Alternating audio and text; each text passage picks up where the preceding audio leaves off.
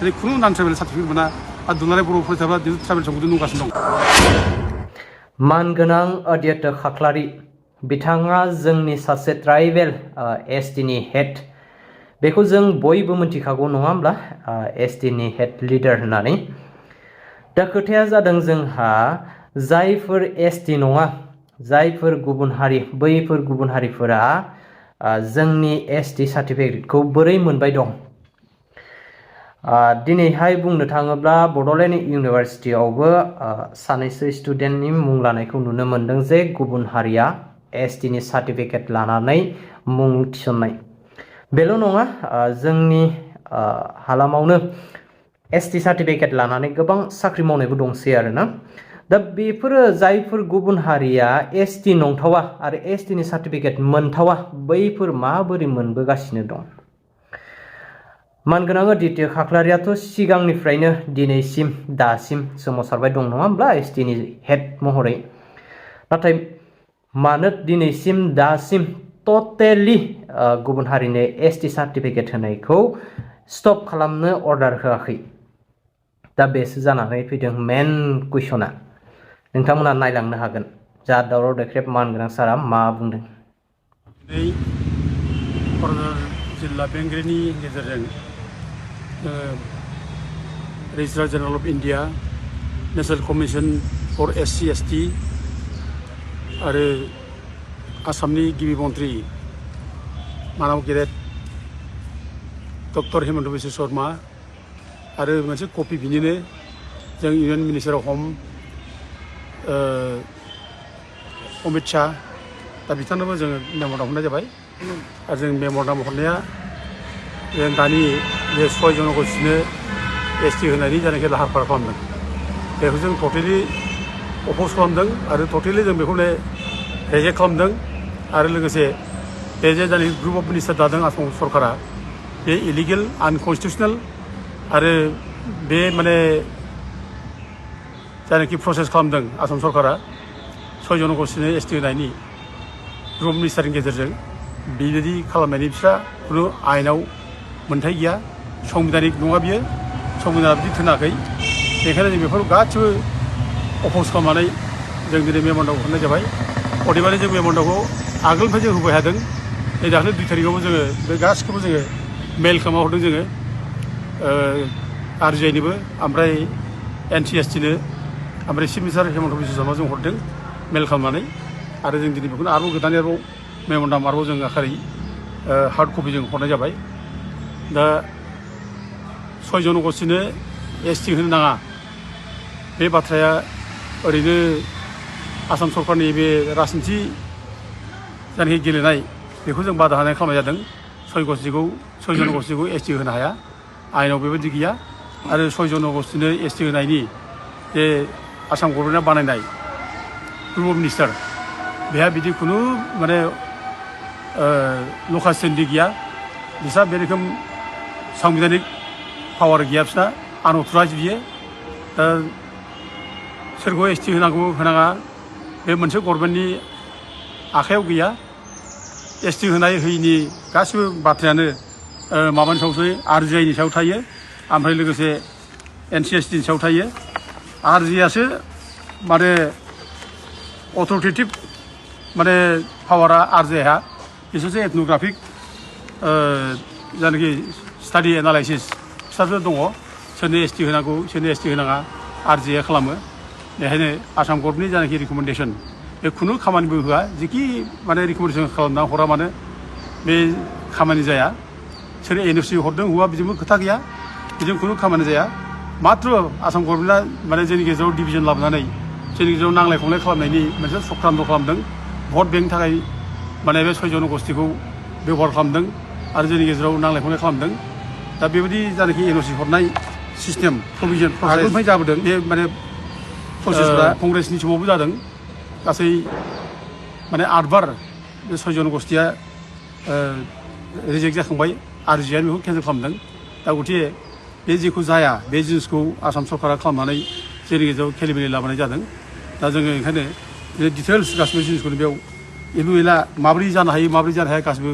मेम'रेन्डामाव जों लिरजोबनाय जादों आरो हिमन्त बिश्व शर्माखौ जों रोखा रोखा बे मेम'रेन्डामनि गेजेरजों बुंनाय जाबाय जाहाथे जोंनि गेजेराव बे रोखोम ग्रुपिजम खालामा दावराव दावसि खालामा सोरनोबा खोथा होनानै सोरनोबा पलिटिकेल इन्टारेस्टआव सोरनोबा माने माबा होनानै एसुरेन्स होनानै जाहाथे जोंनि गेजेराव नांलाय खमलाय बेले बेजे खालामा जों बाथ्राखौ बुंनाय जाबाय आरो बेफोरबायदि जुदि खालामोब्ला 6 जनगोष्ठीनि एसटि होनायनि जुदि लाहार फाहार खालामबाय थायोब्ला जोङो जोंनि आलादा बड'लेण्ड रायजो बिनाय बेखौ जों जाहा माने दाबिफिननांगोन जोङो बड'लेण्ड रायजोखौ गारथाराखै 2003आव जायखि माने बिटिसि जों मोन्दोंमोन बे बिटिसि मोननायनि गेजेरजों जोंनो लेन्ड राइट पलिटिकेल राइट्स जोंनो ससिय' कालचारेल जोंनो प्रटेक्सननि बेबस्था आरो जोंनि गासिबो प्रटेक्सननि बेबस्था खालामना होनायखाय बर'फ्रा 6 शिड्युल बिटिसिखौ लानो हादों आरो दिनै जुदि जोंनि गेजेराव बिदि गुलाय गुजाय खालामबाय थायोब्ला 6 जनगोष्ठीखौ एसटि होनानै जुदि जोंखौ माने जोंनि मोन्थायखौ सेस खालामनो नागिरोब्ला जों रावबो बर'फ्रा दलर थानो नाङा जों आलादा रायजोखौ बिफिननांगोन बेखायनो जों बे बाथ्राखौ दिनै जों आलादा रायजो माने बिफिननो थाखाय जों बुंनाय जादों 6 जनगोष्ठीनि जुदि एसटि होयोब्ला जोंनो आलादा बड'लेण्ड रायजोखौ जोंनो होनांगौ बे बाथ्राखौ बुंनाय जादों आरो लोगोसे जों बेनि थाखाय आलादा रायजो बिनो थाखाय आलादा जेसेबां रायजोफोर दङ बर' फिसाफोर जों बेखौ माने खावलायदों आरो जों बेखौ लानानै पेपारावबो जों होदों पेपारावबो जों मैयाबो पेपाराव ओंखारलांबाय गिदिर गिदिर माबाजों ओंखारदों सेन्टिनेलाव headline BSM demands Bodoland state before ST status for 6 communities जों बेखौ होननाय जाबाय दा बेखायनो जोंनि स्टेटआ गोरा बड'लेण्ड जनजाति सुरक्षा मन्चआ जातिनि अलखद समाव जेब्लाबो बाथ्रा बुंबोदों खुनु दिन जों सिरि थाबाखै जेब्लानो जातिया अलखद जादों जों बे समाव जोङो गाबथाबोदों बुंबोदों जुजिसोमबोदों बेखायनो रायजो राजाखौ जों खावलायो रायजोफोरखौ जे जोङो जा बुंगोन जों सैथोखौ बुंगोन जों जा मावगोन सैथो मावगोन आरो रायजोफोर बे 6 जनगोष्ठीया खुनु दिन एसटि जाया जानायनि खुनु क्राइटेरिया बिसोर गैया क्राइटेरिया मिलिया बिसोर दा गथे जाया बिसोर एसटि दा बेखौनो जर जुलुम माने आसाम गभर्नमेन्टआ थुसन थुब्र खालामनानै जोंनि गेजेराव गुलाय गुजाय खालामबाय थादों खिन्थु जायनाखि आरजिआइनि जायनाखि नियम एसटि खालामनायनि ओमफ्राय जोंनो लकेल कमिटिया जायनाखि सिस्टेम खालामना होदों मोनबा क्राइटेरिया खालामना होदों बे मोनबा क्राइटेरिया खुनु फुलफिल जाया बे 6 जनगोष्ठीया बिसोर एसटि जानो हाया बेखायनो रायजोफोरखौ जों बुङो रायजोफोर बिसोर एसटि जाया क्राइटेरिया बिसोर मिलाया बाथ्राया बे आरो मोनसे बाथ्राखौ जों दिनै रिकुवेस्ट खालामदों जोंनि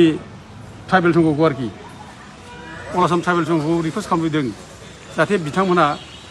ट्राइबेल सार्टिफिकेट होनायाव जाहाथे माने ट्राइबेल नङि मानसिफोरनो जाहाथे सार्टिफिकेट होआ दा बेनि थाखाय जों गोबां माने खस्थ' मोननांबाय बर' जाथिया गोबां थगायजाबाय गुबुनफ्रा जोंनि साख्रि बाख्रि सेयार लाबाय जोंनि माने गोबां माने सुबिदाफोर दङ गेस एजेन्सिफोर जेनेबा पेट्रल पाम्पनि लाइसेन्सफोर दङ बेफोराव जों सेजाबाय ट्राइबेलफ्रा नन ट्राइबेलफ्रा मोनबाय बेखायनो सार्टिफिकेट इसु खालामनो जाहाथे ट्राइबेल संघआ केयारफुल जायो नङै मानसिफोर जाहाथे सार्टिफिकेट इसु खालामा दिनै जों शिक्षा मोनबाय जों गोबांनो दिनै 10 बोसोर ट्राइबेल रिजार्भ समस्तियाव सासे MP नबसरनाया सेयार लाबाय बे जोंनि थाखाय बिराद गिदिर खहा बेखौ जों जनजाति सुरक्षा मन्चआ जुजिथाब जों जुजिबाय थादों 10 बोसोर जों जुजिदों बेखौ सुप्रिम कर्ट माने जों थांदों जों खुनु दिन जोंनि अलखद टाइपआव जोङो सिरि थायाखै आरो बेल' नङा गोबां टाइपआव एसटि सार्टिफिकेट लानानै गुबुनफ्रा इलेक्सन गेलेनाय थांनाय 2014आव सालाकाथि समस्तिनिफ्राय माने नैबे माबा अर्फा दास बे देरहालांबाय बेबो गेलेनानै दा बेफोर जिनिसा जोंनि थाखाय खोब खथिकारक बे सार्टिफिकेटखौ जों होनो नाङा जोंखौ खावलायो दा जों नुदों नै बे बड'लेण्ड इउनिभार्सिटियाव 2019आव एडमिसन लानाय 2019आव एडमिसन लानाय लिस्टफोर दा बे गोबां माने नन ट्राइबेलफोर दङ सोरबा चैत्र हाजरिका बे एडमिसन लादों 2019आव बड'लेण्ड इउनिभार्सिटियाव आरो नैबे लादों मामुनि सरनिया बेबो लादों बड'लेण्ड इउनिभार्सिटियाव एडमिसन लादों आरो बिदिनो गोबां दङ बेसेबां लादों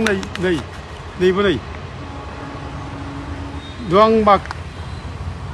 नैबे माबानि प्रियंका बरबरा बेबोसो लादों दा गोबां लिस्ट दं जोंनाव बिदिनो लानाय दा बेफोरखौ जोंनि ट्राइबेल संघआ मानो होबाय थादों बेखौ बन्द' खालामनांगौ जों रिकुवेस्ट खालामदों आरो दिनै बेल' नङा दिनै नैबेबो होनाय नैबे जों माने आर्टिक खालामनानै लानाय 2016 आरोखि नैबे माबानि आरोखि बे बसन्त कुमार मेधि बे मेधि मानसिनो सार्टिफिकेटखौ मानो होखो ट्राइबेल संघआ बेखौ होनो नाङामोन ट्राइबेल नंथ्रा बे बोरै मोनखो दा बेबो इलेक्सन गेलेबावदों मेधियाबो दा बे माबानि बे 2016 नि बे जों बेखौ आर्टिक खालामनानै लाबोनाय मेधि दं आरो नै दिलीप कुमार सरनिया बेबो दङ बेबो इलेक्सन गेलेदों ओमफ्राय लोगोसे सन्तोष मदाहि बेबो इलेक्सन गेलेदों ओमफ्राय सन्जु दास बेबो गेलेदों बेहाबो ट्राइबेल सार्टिफिकेटआ ट्राइबेल संघ माबा होनाय ट्राइबेल संघ होनाय आरो नैबेबो नै भुपेन दास बेबो माने ट्राइबेल संघ होनाय आरो सार्टिफिकेटआ दा गथि मानो बिदि होदों बेखौ बन्द' खालामनांगौ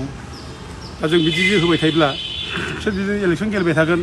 आरो 9 बोसोरनिया जेरै नोङो एमपि जालांखांबाय बिदिनो गोबां जाव बिसोर आरोबाव जोंनि सिटखौ सेर लागोन आरो जे गोबां साख्रि बाख्रि बेसेबां मोनलांखो खिन्थु हिसाबा गैया बेजों आं खावलायो ट्राइबेल संघआ जाहाथे माने गोरा जायो दा आन्दलन खालामदों ओरैहाय 6 जनखौ एसटि खालामनाङा होननानै बुंदों दा खिन्थु फारसेथिं जुदि सार्टिफिकेट होबाय थायोब्ला बोरै जाखो बेलाय जों बिदिनो न्यायखौ बोरै मोननांगौ जाखो जोंलाय दा बेखौथ' जों ट्राइबेल संघआ नोजोर होनांगोन बुंनांगोन आरो थांनाय बादि जानाखि बिटिसि इलेक्सन बे बिटिसि इलेक्सनावबो गासै 9टा समस्तियाव बे माने ट्राइबेल नङिफ्रा बे दास देखा चौधुरी बेफोरबायदि मानसियानो माने इलेक्सन गेलेबाय बिटिसिआव दा जोङो दुलाराय सुरक्षा मन्थ्रि जानानै जों गोख्रोङै गाबथादों जों गोख्रोङै माने बेखौ अफस खालामदों आरो बिसोरनि सार्टिफिकेटखौ जों केन्सेल खालामनांगौ होननानै जों माने माबायाव जों लिरना होदों दा ट्राइबेल संघआबो बेखौ जों दिनै माने मावनांगौ जों खावलायदों सार्टिफिकेटआ जाहाथे माने नङै मानसिनाव गोलैया जों खावलायो नंगौ क'क्राझार जिल्ला ट्राइबेल संघआ थांनाय बिटिसि इलेक्सनाव बिसोरबो एसे माने अफस खालामदों बेखौ जों मिथिगौ खिन्थु नोंसोर फारसेथिं ओरै अफस खालामबाय क'क्राझार डिस्ट्रिक्ट माने ट्राइबेल संघआ आरो फारसेथिं ओरै गुबुन माने ट्राइबेल आफादा ट्राइबेल माने संघ आफादा दिनै होबाय थाबाय सार्टिफिकेट अब्लालाय माथो जाखो जानो बिदिथ' जानाय नङाना दा बिथिं खावलायो जाहाथे माने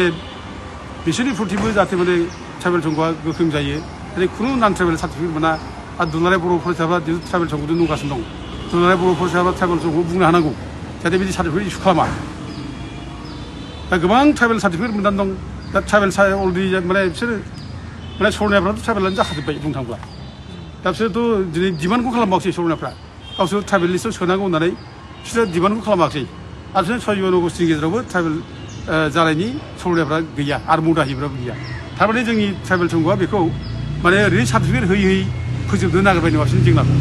दा गिदिर समस्या दा बिसोरनो थाफायो बे सिसिडुआवनो माने सरनायाफोर मदाहिफोर बिसोर थाफायो बिसोर ओंखारफायो दा ट्राइबेल संघआ जाहाथे बेफोरखौ मावा ट्राइबेल नङै मानसिफोर जाहाथे सार्टिफिकेट होआ बेयाव बिसोरनो रेस्ट्रेन्ट जायो जों बेखौ जनजाति सुरक्षा मन्थ्रिनिफ्राय जों खावलायो